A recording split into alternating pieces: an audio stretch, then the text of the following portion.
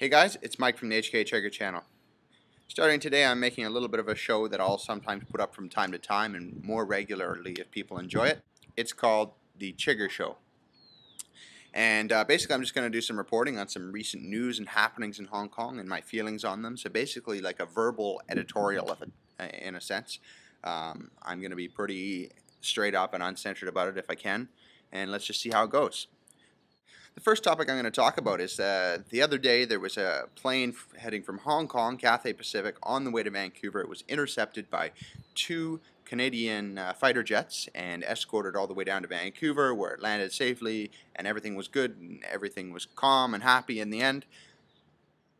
There was something in the newspaper, though, that I read that reminded me of a recent event that happened in Hong Kong where a plane had a problem with an engine, landed in Hong Kong, a couple of tires burst, no big deal. Everybody got out alive and happy, and they were complaining about how they weren't aware of the problem ahead of time. And the same thing happened with this. They didn't know that there was fighter jets falling, and they didn't know the danger that they were in. Do you really think it's a good idea for a pilot of an airplane to get up on the mic and say, "Hello, everyone. There might be a bomb on board. Please keep calm. Have a great flight"? What do you expect the pilot to say in that type of thing? Do you want to create panic on the airplane? Do you want people to go crazy? Do you want to have a problem that may not actually be a problem? I just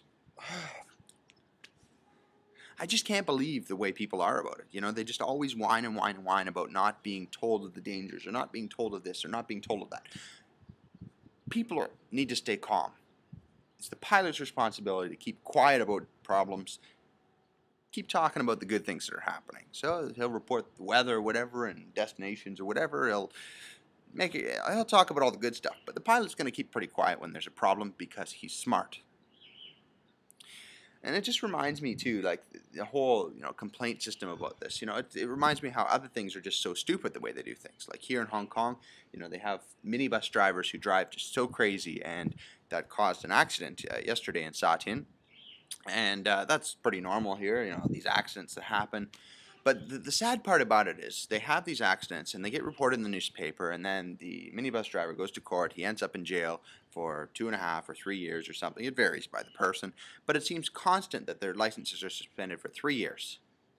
So let's say they get a 3-year jail sentence. They also happen to get a 3-year license suspension. So the day they get out of jail, they can just reapply for a license. Now that is something that doesn't make sense to me. It makes sense that a pilot is not going to tell passengers when there's a danger to keep things calm. But it doesn't make sense to me that a minibus driver who kills a bunch of people gets to drive the day he gets out of jail, which is only 3 years anyways, which isn't much time. So it just doesn't make sense that the punishment can be that light. A 3-year suspension of driving for killing people. As far as I'm concerned, if you're going to be that irresponsible of a driver, you can be suspended for the rest of your life, and you can take the bus, especially in a place like Hong Kong. It's so easy to get around, is it not? I mean, there's trains, there's buses, there's trams, there's light rail, there's taxis, there's minibuses, there's every type of transport ever. You can even ride a bike. I mean, wherever you live in Hong Kong, you normally are going to be close enough to all your necessary needs that you could ride a bike, technically. Maybe if you live in the city, it's a little bit dangerous to ride a bike. Okay, granted. But the point is, you're never far away from where you need to go, unless you like traveling around all of Hong Kong, in which case there's the transport network that's already here. You don't have to drive. Why let people have licenses that do stuff like kill people with their licenses?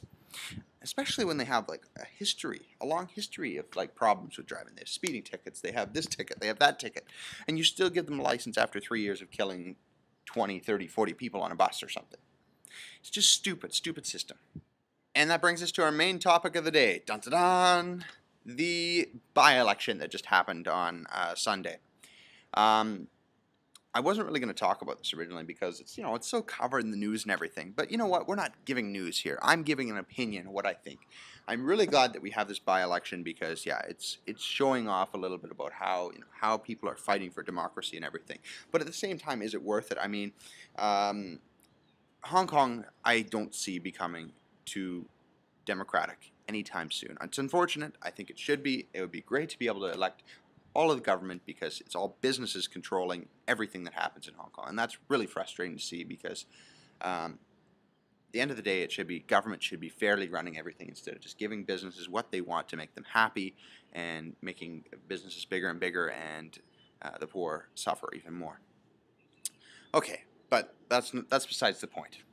The point is, 5 legislators from each district in Hong Kong resigned in January, and they ran for re-election on Sunday, and they all got back in. This, to them, they're proving that it's a referendum and people want democracy, and let's hurry up and get elections in order for the chief executive of Hong Kong and all the other positions, blah, blah, blah, blah, blah. Unfortunately, though, the chief executive has a pretty good excuse that all the pro-Beijing parties, they refuse to join. So therefore, you're in a position now where anybody pro-Beijing wasn't in the elections in the first place, so you had to vote if you're for someone pro-democracy if you were electing, if you decided to vote. So in the end, it doesn't really make sense.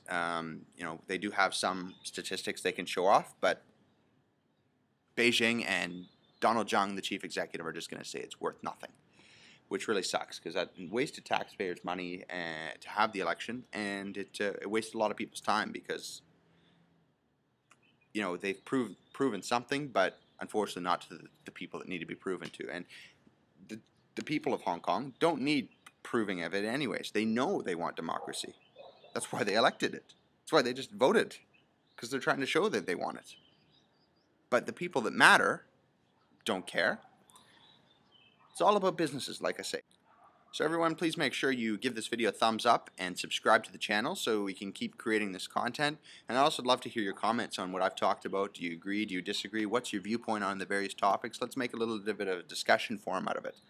Thanks for watching, guys. I'll see you guys in the next video.